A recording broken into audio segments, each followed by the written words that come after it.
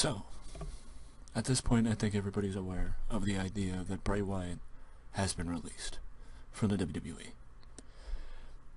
Well, for once, I'm actually stepping in, and I'm actually going to say,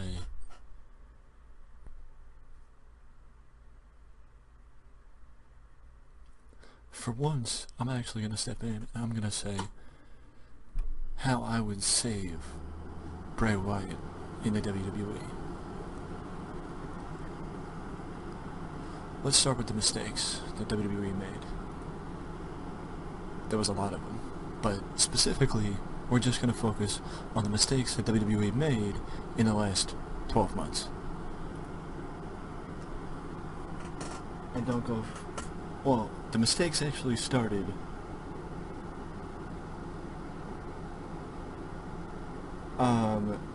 The mistakes actually started back in Hell in a Cell, or at Hell in a Cell, when Bray fought Seth, and the match ended with Bray losing, or winning.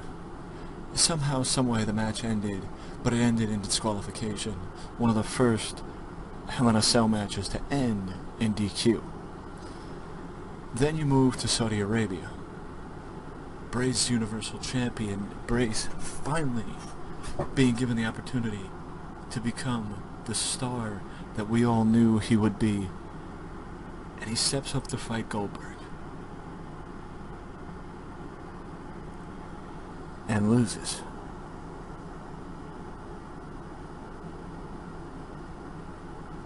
Because Goldberg didn't want to put him over, because Goldberg thought he was a superhero still, because Goldberg has an ego, because Goldberg didn't want to put over Bray Wyatt. And then continuing his feud with Randy Orton. These three not only ruined his momentum after beating Cena, but killed The Fiend. These three occurrences killed The Fiend. And there's a reason why his match with Finn Balor is pictured, but we'll get there in a second. There's two ways to go. And instead of trying to go back to 2019 and rebook from scratch Seth Rollins, Bray Wyatt, Goldberg, blah blah blah blah blah blah blah, I'm gonna go back to when he left right after WrestleMania. I'm gonna go back to when he left right after WrestleMania. Right?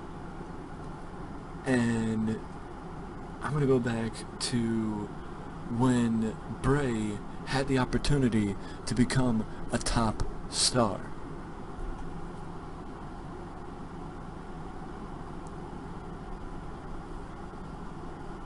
Because fact of the matter is, he disappeared. Alexa Bliss turned on him, Randy Orton beat him in a short match, disappointed the fans, disappointing blow off to at one point a hot feud. Maybe WWE should learn by now, at this point, to not put Randy Orton and Bray Wyatt together, because it always ends in disappointment. But if Bray disappears at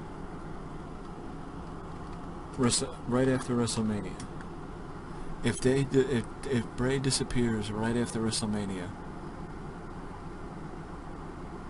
that would be the second week in April. And then you have WrestleMania Backlash in May, around a month later.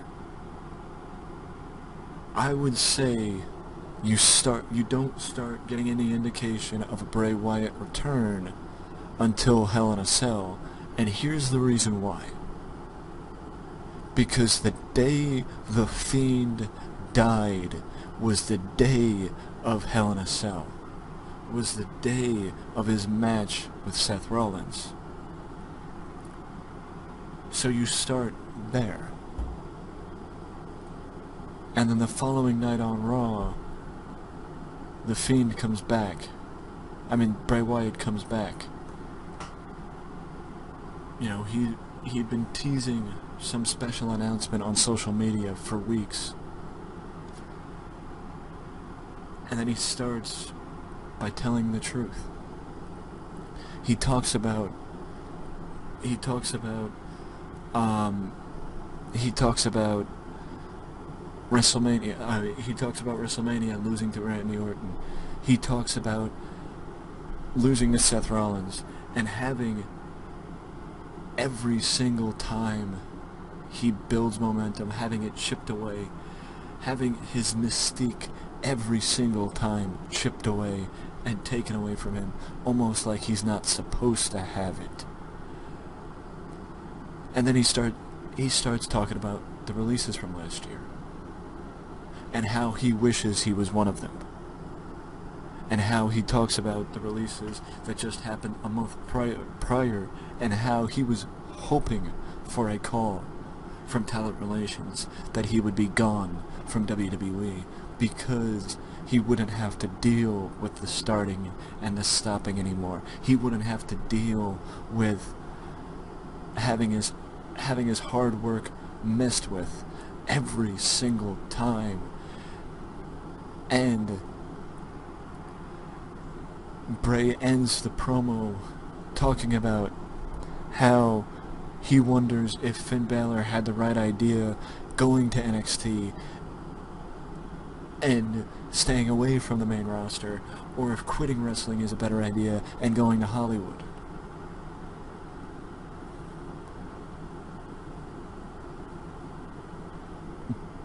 Bray, the following week, you know, after that, Bray just stops, drops the mic, leaves the ring. That's it. That's it. He just stops, leaves the ring. And then the following week, the week after his return, Bray comes in. You know, Bray just randomly pops up. He still has the Fiend's entrance, where he just randomly pops up in the ring. Or he still has the power to do that. You know what? No. The way he would do it is, Bray would pop up in the crowd. He would pop up in the crowd, walk out. Well, you know what? No. The best way to do it, because you don't want to make him think he got fired. You don't want to make him people think that he's not working for the company anymore, because he is still working for the company. What you want to make people think is that Bray Wyatt has gone rogue. And then next week after his return, he starts talking about the fact that last year his brother Bo Dallas, who everyone knows is his brother, got fired. That his brother, after 10 years with WWE, got fired. And the reason being, budget cuts. Bo Dallas, after 10 years, gets fired during a pandemic. And just imagine it. Just imagine it. Not even 10 years. After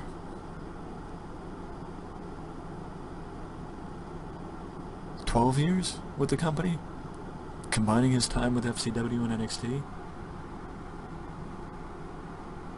he spent a ridiculous amount of time with the company. Oh, I apologize. Actually, he was released this year. In this year's string of releases. But just imagine Bray coming on the mic and saying, last month, after 13 years of giving his body and his time to this company, my brother Bo Dallas gets fired.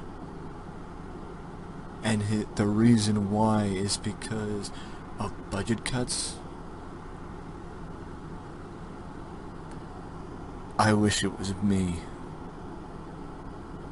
This isn't about a faction or a crusade. This is someone who loves what he does and is tired of being jerked around and told to come up with ideas only to see them go up in flames every single time. I'm not looking for people to follow me. I tried that. I'm not looking for people to fear me. I tried that. What I'm looking for is to be left alone. What I'm looking for is for you to understand me and to understand the fact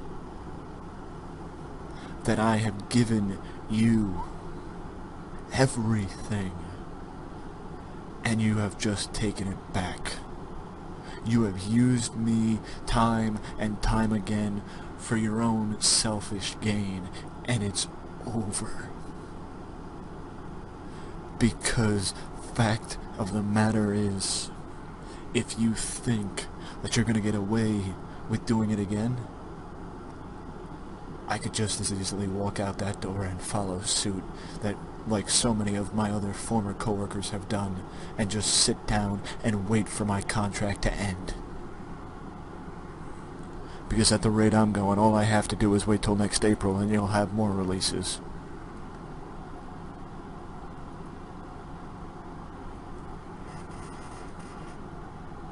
And then it just begins the following week where Bray doesn't, he's not on the show. He's not on the show. And then the week after, Bray shows up, but he doesn't show up in the ring.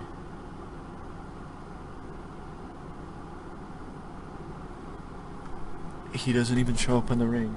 He shows up on the Titantron.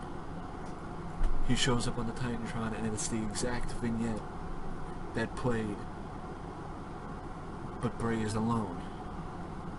It's the exact vignette that played when Bray Wyatt made his debut, when the Wyatt family were making their debut, hyping up their debut. He's back on the family farm. He's back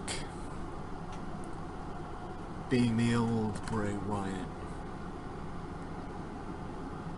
And he cuts one of the promos that only Bray Wyatt can cut, and it's very reminiscent of the old days, and it ends with "Follow the Buzzard." And then the next week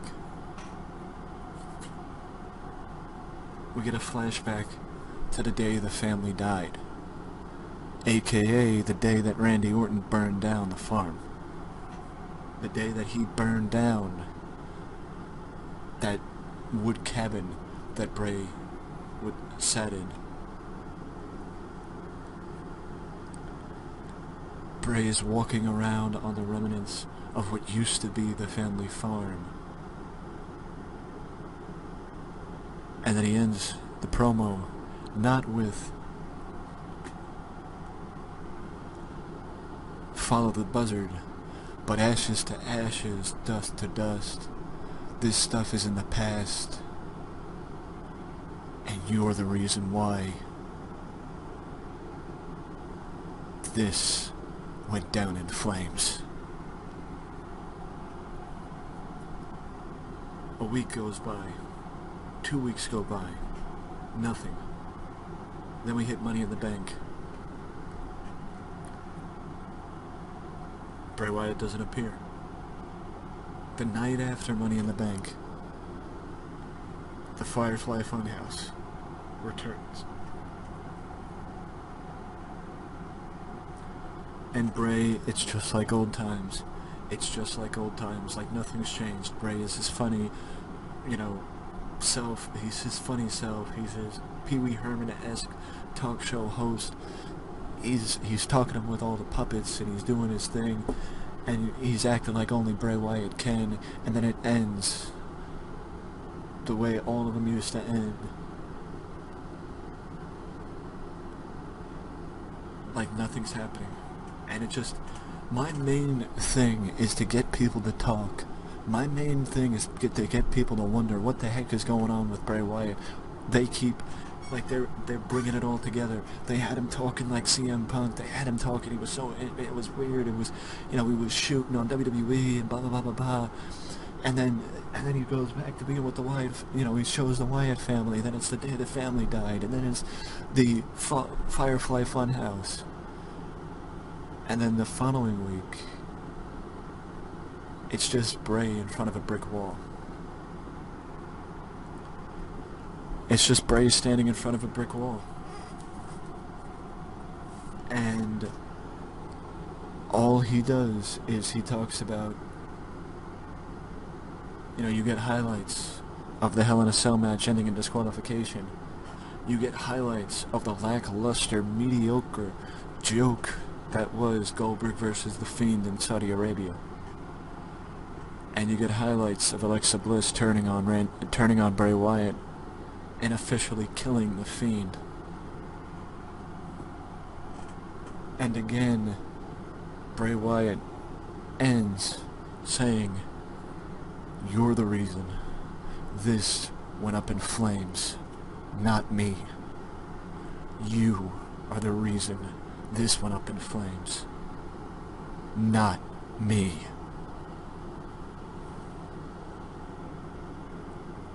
See, the one thing is, Finn Balor's booking may not have always been good, but when Finn was the Demon, he was undefeated. Or pretty much undefeated. I don't remember Finn losing outside of the one time that Finn lost, maybe being against The Fiend. So if Finn was undefeated as the Demon, why wasn't Bray undefeated as the Fiend? Why wasn't it where Bray would verse Goldberg? Bray would have versed Goldberg, and as Bray Wyatt lost, and then had a rematch against Goldberg as the Fiend, and won, to promote the idea that the Fiend was Bray's uncontrollable personality, that he was even able to take down Goldberg, because at least then Goldberg would have been able to be at WrestleMania. Oh wait, he lost to Braun Strowman, I forgot. Yeah, that went well. Why not The Undertaker? Why not have Bray feud with The Undertaker? Well, the match wasn't bad, but once Bray changed his character, Wyatt became too similar to The Undertaker, in my opinion. And in my opinion, yes, it could have worked, because you could have looked at Bray as being somebody who was The Undertaker when he was younger. Yeah. Who The Undertaker used to be. This uncontrollable monster. This uncontrollable monster who, you had to throw everything you had at him to make sure you beat him. But the only reason why it didn't work is because there was not the time for it. Plus, similar characters don't always work to create a good match or feud. Just look at Taker back in the 1990s, anytime he fought somebody bigger than him, or his size compared to when he would fight somebody smaller than him. It's not always true, but when it does, there's more evidence of it working out than there is of it not. I've said this often, that WWE has a bloated roster and it needed to be taken care of. Instead of allowing top stars to bring those others up, like Aleister Black. Aleister Black started a feud with Big E, and within a week he was gone. How does that make sense? Keep him, let him feud with Big E, and then let him go. Braun Strowman just challenged for the WWE title, and then he gets released. Why not have a guy who just challenged for the world title put somebody over before he leaves to make that person that he put over look good? But also, having a long-term plan could have helped avoid nonsensical releases like we've seen, and I will not be rewriting that part of history. None of us like seeing people lose their jobs, but that's not the point of this. My point is to save Bray Wyatt from getting released from WWE, and to figure out a way to get him back on track. And even though Carl Anderson said the wrestling world is waiting for you, addressing those who have gotten released, Bray Wyatt didn't need to be one of them. WWE just took the easy way out. They could have let Bray shoot. One of Wyatt's top feuds in WWE was his feud with Roman. Just the chemistry those two had. It was on point. You know, and yeah, Bray had been getting revenge on his past rivals, Randy Orton, John Cena, Finn Balor, Braun Strowman, etc. But the fact of the matter is, I don't think a feud with Roman would have been a great idea because Bray didn't have the momentum to make that work. He did not have the momentum to make that work. Not at all. Not at all. He needed to be rebuilt before you put him in a feud with Roman Reigns. And it most definitely could have happened where he could have been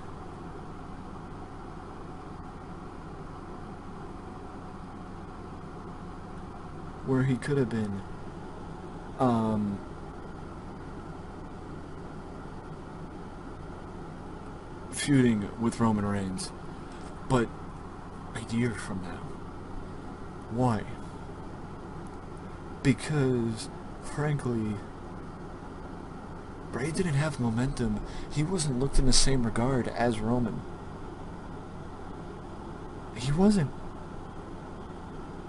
Because WWE messed him up that bad that there was no way he could have been looked at in the same degree as somebody who's lost maybe once in the last year. Imagine if WWE booked Raw, and they have the brand split to where they could have put Bray on Raw, and Bray was on Raw, to where Bray could have had a similar streak like Roman did. He could have. But the fact of the matter is, they didn't do it, and I have no idea why. I have no idea why. When they should have.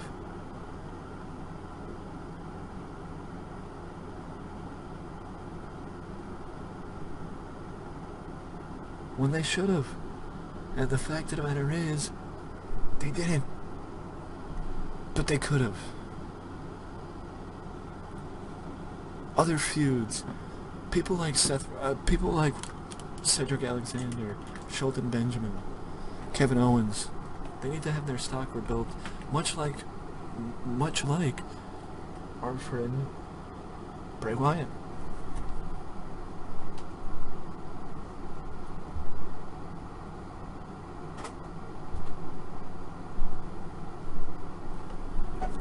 But the company would need to invest in them, because Kevin Owens could have been a champion. He could be challenging Roman Reigns.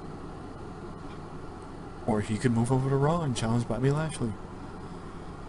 Cedric Alexander, Shelton Benjamin could be more viable assets to the company. Damian Priest and Karrion Kross are still new enough to the company that they don't have to be they haven't been poisoned yet being on the main roster, and still could have a future if they're booked right. And I know people are going to say, oh, Karrion Kross lost to Jeff Hardy in his debut, but there was a reason for that, and you just got to be patient. But future rivals for Wyatt, Baron Corbin, Sheamus, Sami Zayn, because if you notice, Bray was saying you. That's where the other rival comes in. Vincent Kennedy McMahon. Because there's one person to blame for all of this, and that is Vince McMahon. But you have loyal guys, you have company guys come out, Baron Corbin and Sheamus specifically, and you defend WWE. You defend the actions of Vince McMahon. You defend the idea that Vince made the right decision with the releases, that Vince made the right decision getting rid of his lackluster, untalented brother. And you just have it feel real. You have it where Bray is standing up for the honor of his friends and the honor of all those people who have been fucked over by WWE over the last 2 years against Vince McMahon. No, you don't have Bray and Vince fight. You could have Shane and Bray fight. You can have Shane and Bray fight. You also have Sami Zayn come out, because it's not where Sami is defending Bray or defending the guys. You have Sami say, there's a conspiracy there, there's a conspiracy against you, just like there's a conspiracy against me. And Bray just says, Sami, there's no conspiracy against me. It's a fact. It's not a conspiracy. It's a fact. And the fact of the matter is, WWE, that someone back there is out to get me because they're afraid of what I can do. And they're afraid of the fact that I know what I'm doing. And they're afraid of the fact that I can sell tickets, but I don't look like somebody that they would want on the top. I don't look like somebody that they would want succeeding in this company, and that's why I get knocked back down every single time. So yes, Sami, there might be a conspiracy theory against you.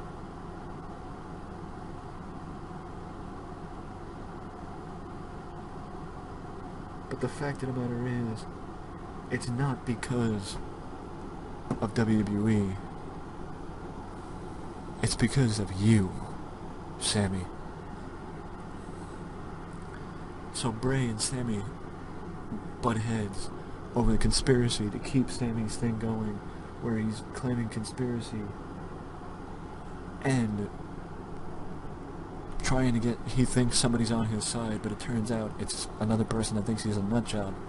And then Sami starts discounting that maybe Bray just doesn't have it anymore.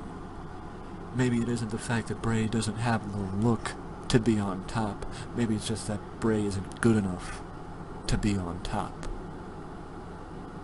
That Sami's held back, but Bray isn't held back. That maybe his ideas just aren't good as he thinks he is, and maybe he has the biggest ego in the company.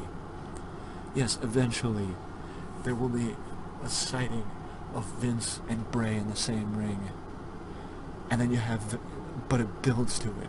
It builds to it. You don't have Vince and Bray right out of the gate. You have Bray calling out Vince and calling out you, saying, you are the reason why I'm here. You are the reason why I wanted to walk away from the job, the one thing that I've wanted to do my entire life.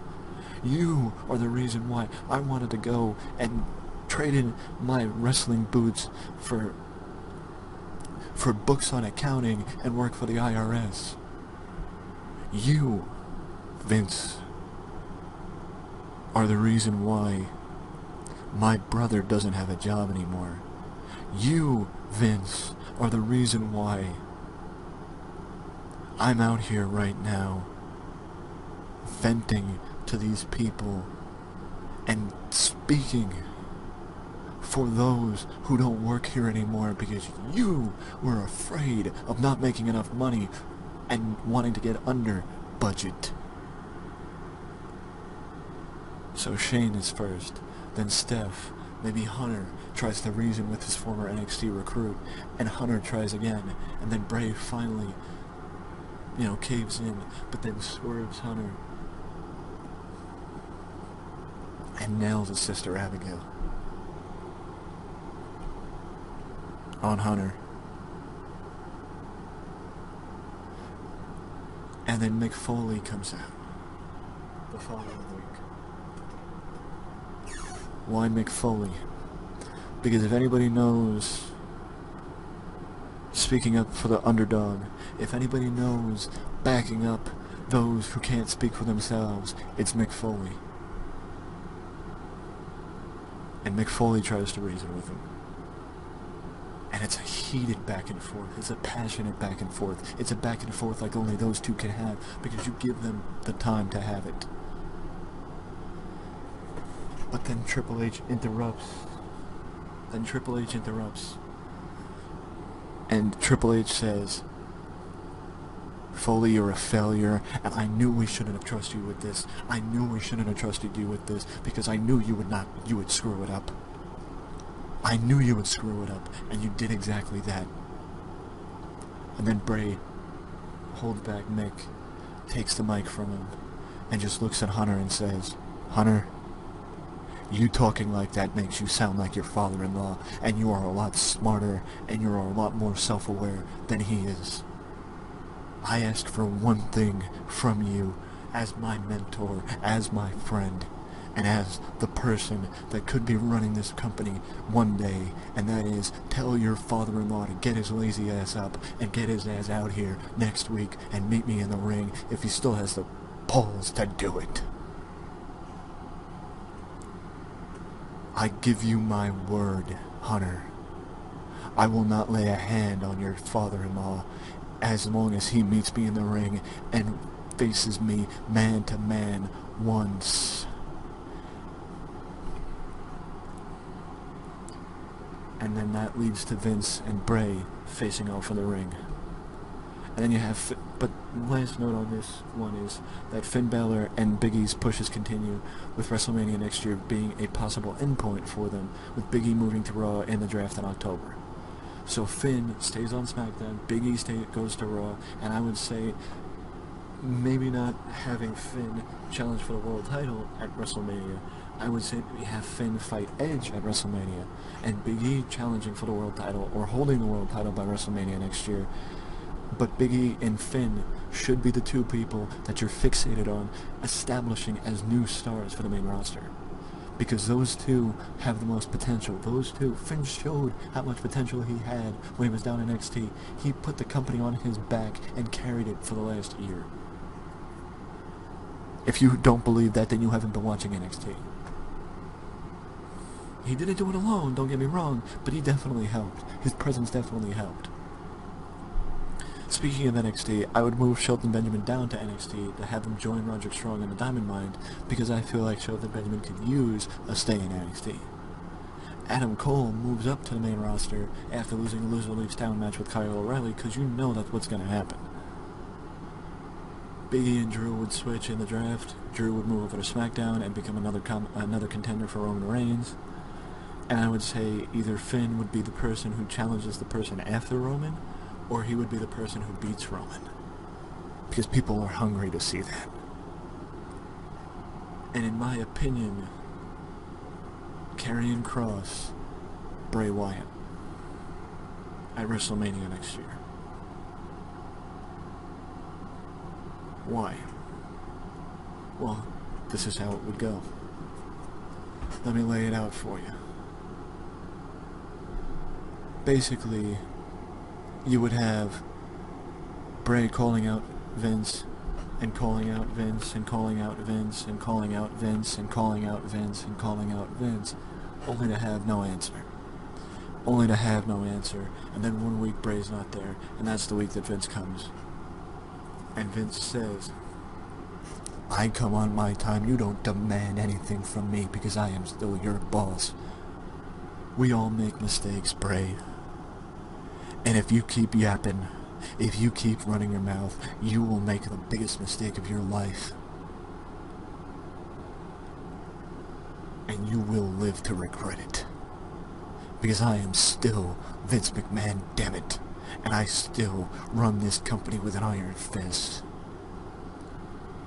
But if you want to come face to face with me, then how about next week?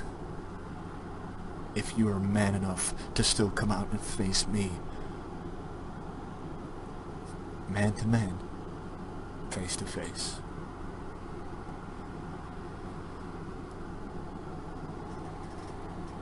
Then you'd have it's the final clash. It's the one that Bray's been waiting for. Face to face. No script. They can vent. It's like that promo that Paul Heyman did during the Invasion back in 2001 on the Go Home show of the Invasion pay-per-view, when he was able to say what was on his mind about Vince McMahon and just sell. And just sell it. But then from out of nowhere, Bray's done with his promo. People are aghast that Vince let somebody talk to him like that. But then the lights go down. The lights come back up, and Karrion Kross is standing right behind Bray Wyatt and locks him in Karrion's submission hold. And then Bray goes down.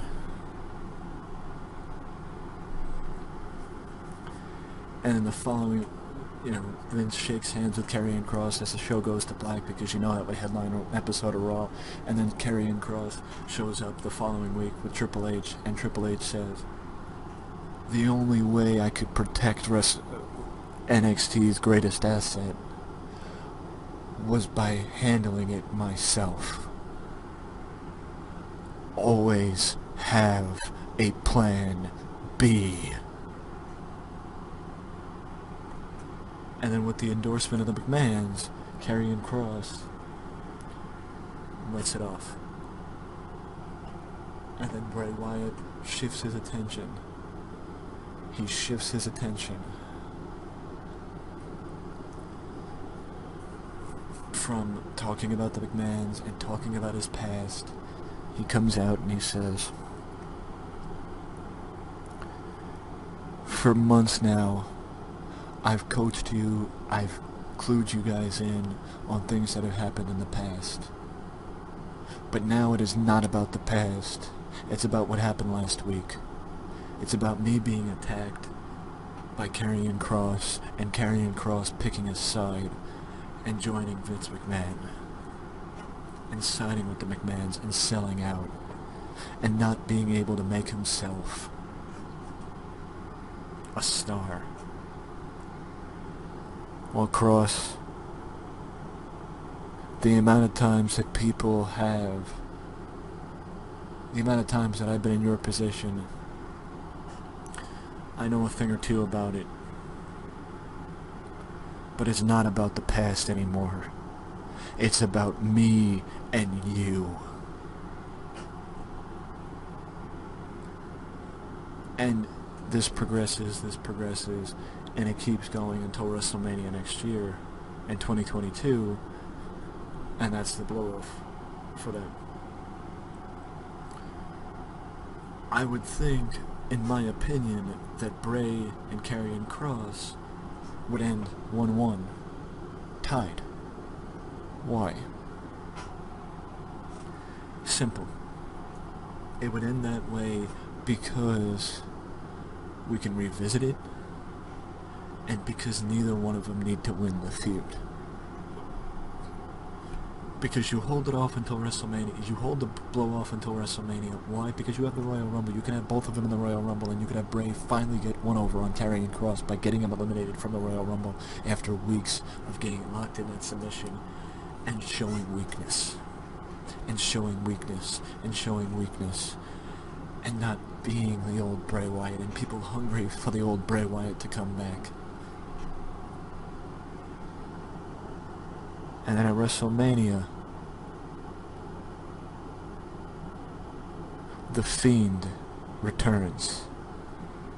The Fiend returns because Bray says on the go-home show before WrestleMania,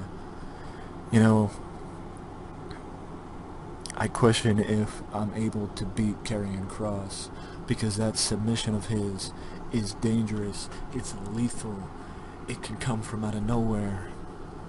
I wish I had my own submission that was dangerous, that was lethal, and that could come from out of nowhere. But I'm not that person anymore. And then he just shoots a grin at the screen and smiles, because you burned it to the ground. And if you think Kross is your greatest asset, then I'm just gonna have to burn him to the ground too. And then at WrestleMania, we're surprised to see him back. The Fiend is back. It's The Fiend versus Karrion Kross. It's Kross's submission versus the Mandible Claw. And everything works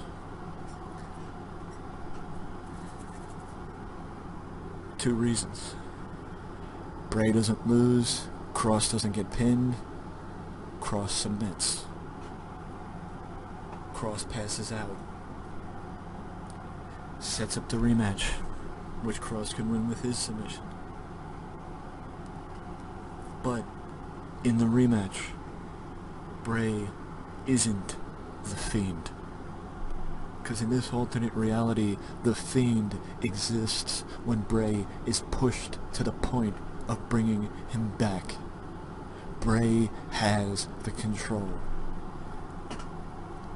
When Bray isn't in that state of mind, Bray is that loud mouth. Bray is that guy who just speaks his mind, and he's gonna talk about the bullshit that has happened over the last 2 years from that company. He's gonna pick a fight with the McMahons, and he's going to win. Because then you have Bray set up. If you want Lashley still in the title picture, or even if you want Big E to have somebody to feud with, Bray coming off a feud with Karrion Kross, or Karrion Kross coming off a feud with Bray, both guys can feud with Big E over the title, in my opinion. Yes, one thing sticks out, and the one thing that sticks out is Brock Lesnar will not return. Brock Lesnar will not return, and that's because we could still use a break from him. Brock had been there since 2012. And the fact that he's been gone a year, yes, he's been gone a year. But he doesn't need to come back. You know, oh, it's a money match with Roman. How about you establish somebody else who could be a money match with Roman? How about you establish somebody else who could sell tickets with Roman? How about you establish somebody else that's not 40 years old that could have a money match with Roman?